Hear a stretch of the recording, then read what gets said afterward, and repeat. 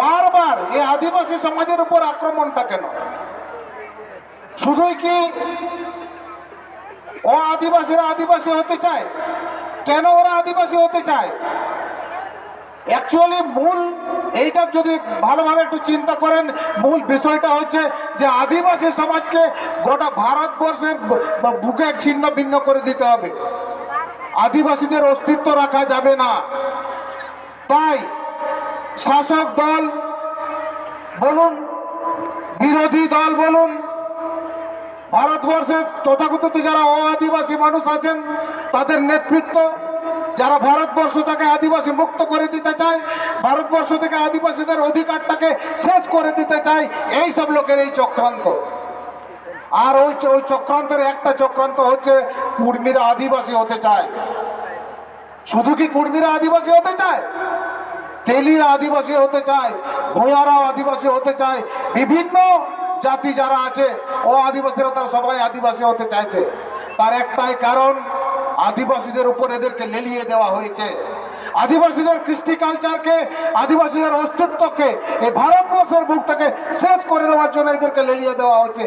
এরা সেই সুযোগটা নিচ্ছে এবং মানে কেন্দ্র সরকার হোক, রাজ্য সরকার হোক, ওদের এই দাবিটাকে বারবার বিভিন্ন কৌশলে এই দাবিটাকে মেনে নেওয়ার জন্য প্রায় তৈরি হচ্ছে আর কি। আদিবাসীদের কর্মীদের যে আন্দোলন, সেই আন্দোলনের মানে নজির দেখিয়ে ওরা দেখাচ্ছে যে আমরা চাপে পড়ে যাচ্ছি। আপনারা দেখুন, কিছুদিন আগে পর্যন্ত অর্জুন মুন্ডা বলতে চাইছিল বলেছিল কুর্মীরা আদিবাসী নয়। কুর্মীরা যা ইতিহাস বিকৃতি করছে তার বিরুদ্ধে অর্জুন মুন্ডা কথা বলেছিল, কিন্তু সেই অর্জুন মুন্ডা সেই কুর্মীদের পক্ষ নিয়ে রঘুনাথ মাহাতোকে চুয়ার বিদ্রোহের নায়ক বানানোর জন্য উঠে পড়ে লেগেছে। শুধুই কি অর্জুন মুন্ডা, আমাদের পুরুলিয়া জেলার সন্ধ্যারানী টুডু, বাঁধওয়ানের বিধায়ক রাজীব লোচন সোরেন, এরা করছেটা কি? কার প্রেসারে এরা রঘুনাথ মাহাতোকে চোর বিদ্রোহের নায়ক করতে চাইছে? দালালি করছে এরা, দালালি করছে আদিবাসী সমাজটাকে ধ্বংস করার জন্য। যারা উঠে পড়ে লেগেছে তাদের দালালির কাজ করছে এরা। এই মঞ্চ থেকে আমাদেরকে সবাইকে শপথ নিতে হবে, যেসব আদিবাসী নেতারা আদিবাসীর হয়ে বিধানসভায় বিভিন্ন সভা সমিতিতে আদিবাসীর হয়ে মুখ খুলছে না, তাদের বিরুদ্ধে কিন্তু আমাদেরকে দাঁড়াতে হবে। এই মঞ্চ থেকে বারবার উঠে আসছে যে আদিবাসীদের হয়ে কথা না বললে, আদিবাসীদের ন্যায় প্রতিষ্ঠা করার জন্য, ন্যায্য অধিকার প্রতিষ্ঠা করার জন্য কথা না বললে আদিবাসীরা আপনাদের পাশে থাকবে না। এটা এখানে স্টেজের কথা নয়, প্রতিটা গ্রামে গঞ্জে গিয়ে ওখানে গিয়ে প্রতিষ্ঠা করতে হবে। এখান থেকে এই মেসেজ আপনারা নিয়ে যান। আমাদেরকে তো পঞ্চম তফসিল দেওয়া হয়নি। বহু আন্দোলনের পর, তিলকা মুর্মু থেকে শুরু করে বহু আন্দোলনের পর আমাদের পশ্চিমবঙ্গ না গোটা ভারতবর্ষেই 2006 বনাধিকার আইনকে দেওয়া হয়েছে, যাতে আদিবাসীরা নিজেদের যে কৃষ্টি কালচারটা আছে নিজ এলাকায়, আদিবাসীরা মূলত বন জঙ্গল এলাকায় থাকে, নিজেকে এলাকায় তাদের কৃষ্টি কালচারটাকে, সামাজিক সিস্টেমটাকে ঠিকঠাক ধরে রাখতে পারে। এটা মোটামুটি 2006 বনাধিকার আইনে যেভাবে একটা আইনটাকে তৈরি করা হয়েছে, তাতে অনেকটা জায়গা জুড়ে ওই আদিবাসীদের কৃষ্টি কালচার এবং আদিবাসীদের সামাজিক সিস্টেমকে বাঁচানোর একটা জায়গা আছে। সেই 2006 সরকার যে সরকার স্বীকার করে নিল না বনাঞ্চল এলাকায় আদিবাসীদের অধিকার আছে, 2006 থেকে 2022 চিন্তা করুন, 2022 আজও পর্যন্ত সেই সরকার 2006 বনাধিকার আইনকে লাগু করতে চাইছে না কেন্দ্র সরকার না রাজ্য সরকার। কারণটা একটাই, 2006 বনাধিকার আইন যদি লাগু করে, যে সিস্টেমে 2006 বনাধিকার আইন লাগু করার সিস্টেমটা আছে, সেই সিস্টেমটাকে যদি ফলো করা হয়, আদিবাসীরা নিজেদের অধিকার, তাদের আত্মনিয়ন্ত্রণের অধিকার আদিবাসীরা পেয়ে যাবে। আর আত্মনিয়ন্ত্রণের অধিকার আদিবাসীরা একবার যদি পেয়ে যায়, তাহলে ভারতবর্ষের বুকে আদিবাসী নামটাকে আর এখান থেকে উচ্ছেদ করা যাবে না। ভারতবর্ষের বুকে এই আদিবাসী যে মানুষজন আছে তাদের কৃষ্টি কালচার, তাদের সামাজিক সিস্টেমকে আর ধ্বংস করা যাবে না, ওরা ভালোভাবেই জানে আর কি। অতএব 2006 বনাধিকার আইনকে কোনোভাবে মান্যতা দেওয়া হবে না। পরিবর্তে দিনের মানে মানে ভারত স্বাধীন হওয়ার পর থেকে একের পর এক জায়গায় বিভিন্ন কোথাও ড্যাম বানিয়ে, কোথাও কলকারখানা বানিয়ে আদিবাসী উচ্ছেদ করা হচ্ছে। ওই উচ্ছেদ করা আদিবাসীরা থাকছে কোথায়? তাদের পুনর্বাসনের কোনো ব্যবস্থা নেই। এটা একমাত্র আদিবাসী বলে এই সরকারগুলো এইভাবে নাচন কুদন করে আদিবাসীকে ধ্বংস করার চক্রান্ত চালাচ্ছে।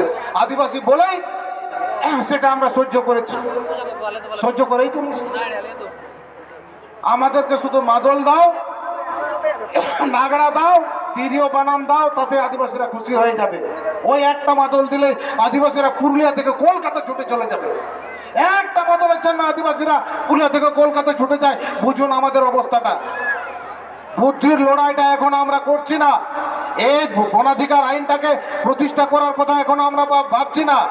বিভিন্ন গণসংগঠনের পক্ষ থেকে আজ থেকেই আদিবাসীদের অস্তিত্ব রক্ষার লড়াইয়ের জন্য যেমন বনাধিকারটা দরকার, তেমন পঞ্চম তপশিলটাও দরকার। এই লড়াইটা একসঙ্গে চালিয়ে যেতে হবে আমাদেরকে।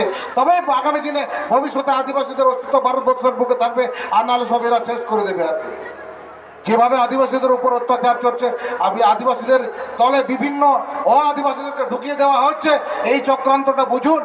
এই চক্রান্তটা আমাদেরকে বুঝতে হবে। এই চক্রান্তটা যদি না বুঝি, শুধু যদি কুর্মিটা করি, তাহলে আমাদের আসল লড়াইটা লড়া হবে না। সরকার যে কুর্মীরাকে আশ্রয় দিচ্ছে, বেশি পেল্লাই দিচ্ছে, সেই সরকারের কাছে আমাদের মেসেজটা আজকে যাক যে আজ এই আগামী পঞ্চায়েত ভোট আসছে, প্রত্যেকটা এলাকার আদিবাসী যারা নেতৃত্ব আছেন, আমাদের আদিবাসীদের একজোট করে বলুন, যদি কোনো রাজনৈতিক নেতারা আমাদের গ্রামে গ্রামে যায়, তাদেরকে জিজ্ঞাসা করুন আমাদের এই কুর্মীর ব্যাপারটাকে নিয়ে আপনাদের শুভেন্দু অধিকারী কি বলছে, আমাদের কুর্মী এসটি হওয়ার ব্যাপারে আপনাদের অধীর চৌধুরী কি বলছে, আপনাদের মমতা ব্যানার্জি কি বলছে, সন্ধ্যারানী টুডু কি বলছে, এটা আপনারা জিজ্ঞাসা করুন। আপনারা এখানে লিখিত দিয়ে যান যে এখানে যদি আপনাদের ভোট চাই, নেতারা আপনারা লিখিত দিয়ে যান আদিবাসীদেরকে আমরা হেনস্থা করব না, আদিবাসীদের উপর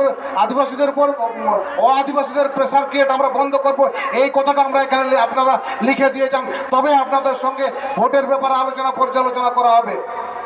এইটা যদি করতে পারি বন্ধু, তবেই রাজ্য সরকার হোক, কেন্দ্র সরকার হোক আমাদেরকে ভয় করবে। এই যে বারবার কুর্মীরাকে এত গুরুত্ব দিচ্ছে, একটাই কারণ, ওরা সুকৌশলে রাজনীতিটাকে ব্যবহার করছে। আমরা ব্যবহার করতে পারছি না, রাজনীতি আমাদেরকে ব্যবহার করছে। 2006 বনাধিকার আইন এত বড়, এত স্ট্রং একটা আইন, এই আইনকে যদি ঠিকঠাক ফলো করা হয়, এই যে আর কিছুদিন পরেই আমাদের অযোধ্যা পাহাড় থেকে বিভিন্ন পাহাড়ে সেন্দ্রা হবে, সেই সেন্দ্রায় বন দপ্তর প্রথম বাধা হয়ে দাঁড়াবে, পুলিশ প্রশাসন প্রথম বাধা হয়ে দাঁড়াবে। তাহলে পাহাড় বন জঙ্গলটা কার? আদিবাসীদের, পুলিশ প্রশাসনের, না ফরেস্ট ডিপার্টমেন্টের, না সরকারের? জঙ্গলটা কার সেটা আমাদেরকে ঠিক করে নিতে হবে। কাজেই আমরা এখন ডিএম সাহেবের কাছে যাব, বেশি আর কথা বলছি না। একটাই এই মঞ্চ থেকে একটা আওয়াজ উঠেছে, আগামী দিনে আদিবাসীরা সবাই একত্রিত হন এবং ভোটটাকে লক্ষ্য করুন, সরকারটাকে টার্গেট করুন। আমাদের অধিকার প্রতিষ্ঠা না হলে আমরা ভোট দেব না, এই প্রতিজ্ঞা নিয়ে এখান থেকে যান। এখানে গিয়ে কোনো টিএমসি দলের কোনো নেতার কথায় আপনার ভুলবেন না, কোনো বিজেপি বা অন্যান্য রাজনৈতিক দলের নেতা আপনারা ভুলবেন না। আমাদের একটাই কথা, আমাদের যে অধিকার, সেই অধিকারটাকে প্রতিষ্ঠা আগে করুন, তারপরে আপনাদেরকে ভোট দেবো কি দেবো না সেটা আমরা পরে চিন্তা করব।